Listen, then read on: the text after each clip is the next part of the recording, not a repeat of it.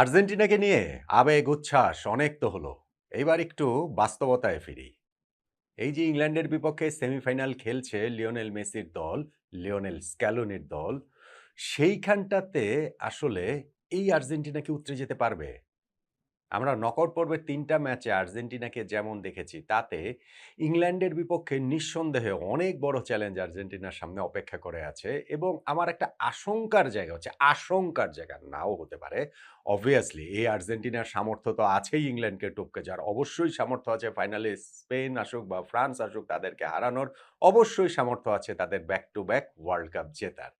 কিন্তু গত ৩ টা ম্যাচে নকআউট পর্বে যে আর্জেন্টিনাকে দেখা গেছে, লিওনেল স্ক্যালোনির আর্জেন্টিনা, তাতে আমার মনে হচ্ছে যে কোথাও না কোথাও গিয়ে victim of his own success, নিজের সাফল্যের শিকার না হয়ে যান স্ক্যালোনি তার ওই ট্যাকটিক্যাল পয়েন্ট অফ ভিউ থেকে। সুইজারল্যান্ডের বিপক্ষে এই ম্যাচটাতেও Argentina to some extent lucky ছিল অবভিয়াসলি সেই রেড কার্ডের কারণে, এবং সেই রেড কার্ডটা কেন 100% যৌক্তিক আমি ওইটা নিয়ে একটা বিস্তারিত আলোচনা করেছি। এবং ওইটা যে পুরো ম্যাচের মোমেন্টামটা চেঞ্জ করে দিয়েছে, ক্রিকেটের মতো ফুটবলের টার্নিং পয়েন্ট যেটা, এটার সঙ্গে কারো কোনো দ্বিমতের সুযোগই নেই। কিন্তু ওভারঅল আর্জেন্টিনা যেই ম্যাচটা খেলেছে সেইটা এই ওয়ার্ল্ড কাপে প্রবাবলি আর্জেন্টিনার সবচেয়ে poor match. Tactical point of view থেকেও সবচেয়ে পুয়ার ম্যাচ, এক্সিকিউশনের জায়গা থেকেও সবচেয়ে পুয়ার ম্যাচ। এবং যদি ওই লাল কার্ডটা না হতো, তাহলে আর্জেন্টিনার জন্য সুইস বাধা টপকে যাওয়াটা আরো অনেক ভীষণ কষ্টকর হতো। কেন আমি এই কথাগুলো বলছি? দেখেন, এই আর্জেন্টিনার সবচেয়ে বড় শক্তির জায়গা কি? Lionel Messi. এখনো Lionel Messi, still Lionel Messi, ৩৯ বছর বয়সী লিওনেল মেসি। এখনো তিনি ডিফারেন্সটা মেক করে দিচ্ছেন এবং সেইটা যে কোনো বিচ্ছিন্ন ঘটনা, এইটা যে ওই ফেলে আসা অতীতের একটুখানি গ্লিম্পস তিনি দেখাচ্ছেন তা না। ম্যাচের পর ম্যাচ একই কাজ মেসি করে যাচ্ছেন।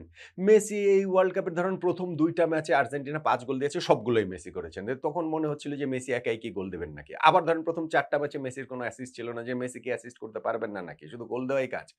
এখন মেসি গোলের পাশাপাশি অ্যাসিস্টও এসেছেন এবং সেই ডিফারেন্সটা মেক করে দিচ্ছেন তিনি। দেখেন, সুইজারল্যান্ডের বিপক্ষে এই ম্যাচটাতেও এন্ড অফ দ্য ডে গিয়ে ওই যে ডিসাইসিভ যে জায়গাগুলোতে, সেইখানেও মেসি কি প্রবলভাবেই আছেন। প্রথমত কর্নারটা থেকেই, তার কর্নার থেকেই গোলটা হয়েছে, সেইখানে আরো একটা অ্যাসিস্ট। এবং দ্বিতীয়ত হুলিয়ান আলভারেজের যে গোলটা, সেইখানটাতেও কিন্তু মেসির একটা শটই কিন্তু ঠেকিয়েছিলেন সুইস কিপার। সেইটাই আবার যখন ঘুরে ফিরে আসলো এইখানে হুলিয়ান আলভারেজের কাছে, তিনি ওই গোলটা দিলেন। ফলে আপনি এখনো দেখেন এই ৩৯ বছর বয়সেও মেসি সেই 90 মিনিটস, ১২০ মিনিট কিভাবে, আমরা বলতে পারব না যে শেষ ঘামবিন্দু দিয়ে খেলেন। শেষ ঘামবিন্দু দিয়ে অবশ্যই খেলেন। কিন্তু মেসি তো আর এখন খেলার প্যাটার্ন ওইটা না। মেসি এখন মাঠে পাগলের মতো দৌড়ান না।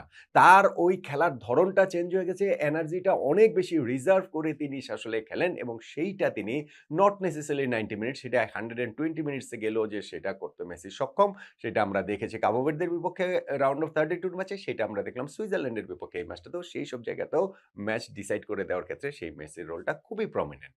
ফলে এই সুইজারল্যান্ডের বিপক্ষে ম্যাচটাতে ওয়ার্ল্ড কাপে ১ম বারের মতো মেসি গোল পাননি এই ওয়ার্ল্ড কাপে। তা সত্ত্বেও আর্জেন্টিনার টালিসমান, আর্জেন্টিনার মূল প্লেয়ার এখনো সেই মেসি, লিওনেল মেসি। এইটা নিঃসন্দেহে স্ক্যালোনির জন্য একটা বিরাট বড় প্রাপ্তি এবং এইটা নিঃসন্দেহে ইংল্যান্ডের জন্য বিরাট বড় একটা হুমকি এবং এইটা নিঃসন্দেহে ইংল্যান্ডের বিপক্ষে আর্জেন্টিনাকে অনেক বেশি কনফিডেন্স দেবে। আর্জেন্টিনার আরো একটা বড় যে জায়গা, সেটা হচ্ছে গিয়ে হুলিয়ান আলভারেজ। দেখেন, হুলিয়ান আলভারেজ এই ম্যাচে যে গোলটা করেছেন সেইটাই আর্জেন্টিনাকে সেমিফাইনালে তুলে দিয়েছে। লাস্টে তো লাউতারো মার্তিনেজের ওই গোলটা ব্যবধান কেবলমাত্র বাড়িয়েছে, কিন্তু হুলিয়ান আলভারেজের গোল, যারা নট আউট ওমান দেখেন তারা এটা নিশ্চিতভাবেই জানেন যে আমি বেশ কয়েকটা, একটা না, ২ টা না, আমি বেশ কয়েকটা ভিডিওতে বলেছি যে আর্জেন্টিনাকে যদি বিশ্ব চ্যাম্পিয়ন হতে হয় তাহলে হুলিয়ান আলভারেজকে হুলিয়ান আলভারেজের মতো খেলতে হবে। তার জায়গায় তার আসতে হবে। এইটা আর্জেন্টিনা মাস্ট, মাস্ট। এখানে কোনো এটা নন নেগোশিয়েবল, এর মাঝামাঝি কিছু নাই।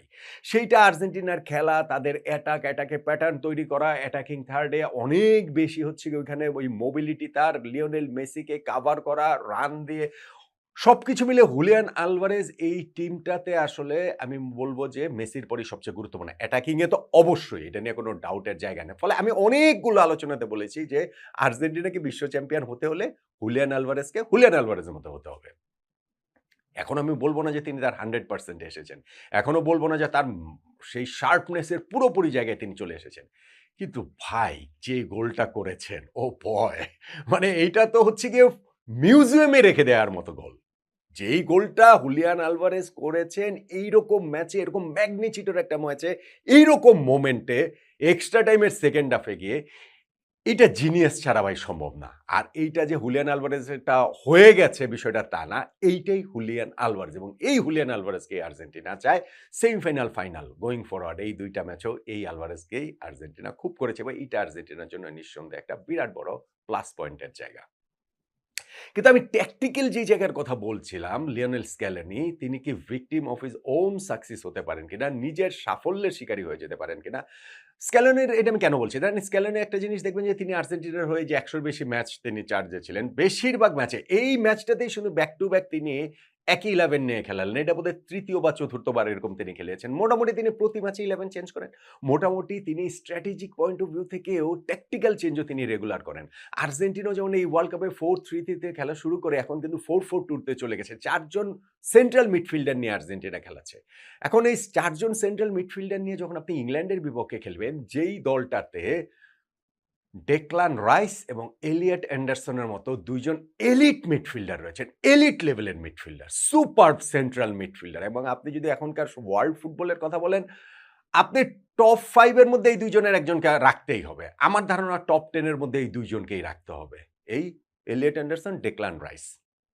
ফলে আর্জেন্টিনা এই যে স্ক্যালোনির যে স্ট্র্যাটেজি যে তিনি হচ্ছে গিয়ে মিডল অফ দ্য পার্কে তিনি হচ্ছে গিয়ে ওভারলোড করেন এবং সেই জায়গাটা দিয়ে টাইট স্পেসে তার এই ভেরি টেকনিক্যালি গিফটেড যে মিডফিল্ডাররা রয়েছেন তারা যে অ্যাটাকটা ইনিশিয়েট করেন ওইটা কি আসলে ইংল্যান্ডের সঙ্গে কার্যকর হবে কিনা এইটা কিন্তু একটা বিরাট বড় কোয়েশ্চেন মার্ক আছে বলে আমার কাছে মনে হয় এবং জুড বেলিংহামও রয়েছে হ্যাঁ এখন আপনি বলতে পারেন ওভারলোড করা যায় ইংল্যান্ডের ২ জন আর্জেন্টিনার ৪ জন জুড বেলিংহামও এই জায়গাটাতে হচ্ছে গিয়ে মিডফিল্ডে পিছিয়ে এসে তিনিও ওইখানটাতে সেই সাপোর্টটা দিবেন আর এটা তো আপনি সবসময় পারবেন না। ইংল্যান্ডের যে ম্যাচে যে তাদের যে উইড, তাদের যে উইং এর যে জায়গাটা, সেই জায়গাগুলোকে আপনি নেগোশিয়েট করবেনটা কিভাবে?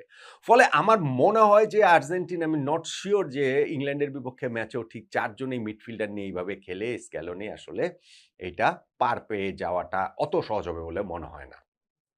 দেখেন আরেকটা আমি একটু খুব ক্লিয়ার একটা এভিডেন্ট আপনার দেখাই। গত ম্যাচটাতে সুইজারল্যান্ডের বিপক্ষে আপনি দেখবেন যে তাদের রাইট ব্যাক নাহুয়েল মলিনা অনেক বেশি তিনি কিন্তু অ্যাটাকে জয়েন করেছেন। অনেক বেশি উপরে উঠেছেন। এমনকি তার গোলকিপার এমিলিয়ানো মার্টিনেজ এখান থেকে ডিরেক্ট শট করছেন মলিনাকে। এই একেবারে সুইজারল্যান্ডের হাফের মাঝ বরাবর পর্যন্ত তিনি এখানটাতে চলে গিয়ে পাস রিসিভ করছেন। এই ঘটনা আমরা দেখেছি ১ বার ২ বার না বহুবার আমরা দেখেছি। ফলে ক্লিয়ারলি বোঝা গিয়েছে এটা একটা ট্যাকটিক্যাল ডিসিশন। ঠিক তার আগের ম্যাচটার কথা ভাবুন মিশরের বিপক্ষে। ওইখানে কিন্তু আর্জেন্টিনার এই রাইট ব্যাক তিনি অনেক পিছিয়ে ছিলেন। লেফট ব্যাক নিকোলাস তাগলিয়াফিকো তিনি বরং অনেক বেশি অ্যাটাকে জয়েন করেছেন। ফলে এই জায়গাটাতে এক ম্যাচ থেকে আরেক ম্যাচে স্ট্র্যাটেজিক চেঞ্জ, প্রতিপক্ষ বিবেচনায়, প্রতিপক্ষের শক্তি দুর্বলতা বিবেচনায় সেটা তো স্ক্যালোনির দুর্দান্ত।